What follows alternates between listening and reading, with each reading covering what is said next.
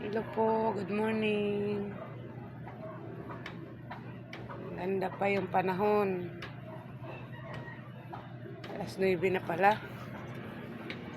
Nagigising lang namin.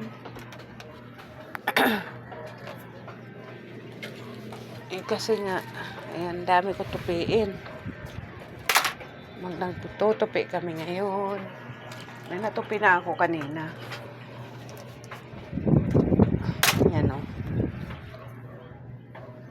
Madami. Dami kasi yan. Tupiin ko. Siguro mga isang buwan na yata ito.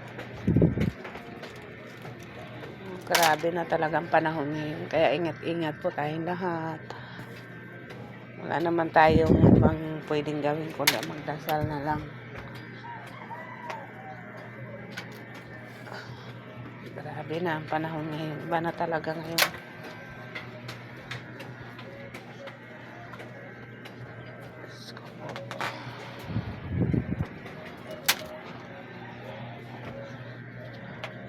Para bang kahit anong yaman mo talaga.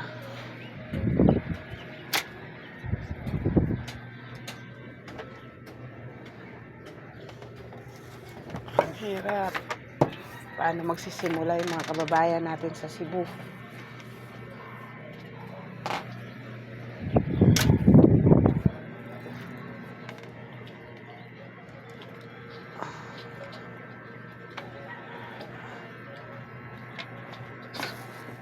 Tanghali na ako nagising kasi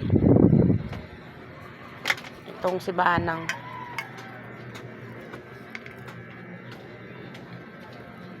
gabi na yan matulog. Gabi na talaga yan siya matulog. Hindi ko alam kung bakit ba ganyan.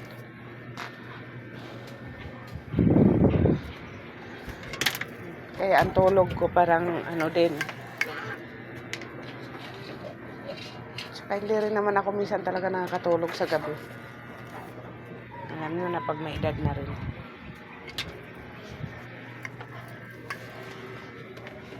Hindi na yung tulog pag may edad na. Paiba-iba na. Lalo na kung marami ka pang isipin. Hindi kang iniisip.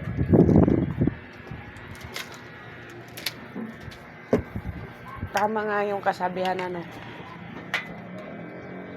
mabuti pa nga daw yung manakawan ka kay may matitira. Isa yung masunugan ka or kagaya niyan. Binaha ka. Wala talaga matira. Swerte na lang yung buhay pa kayong lahat na magpamilya.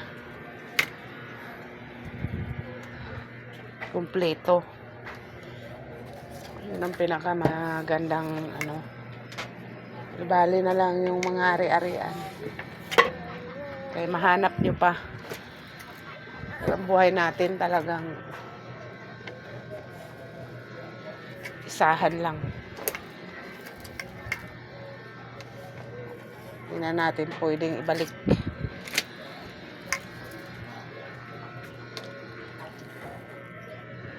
Sana naman itong bagyo na to hindi naman matuloy.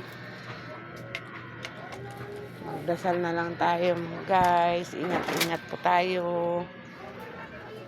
Ingat po tayong lahat.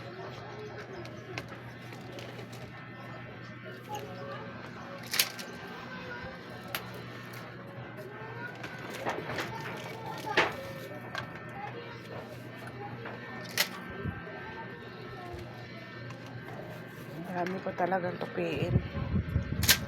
Isang katutak.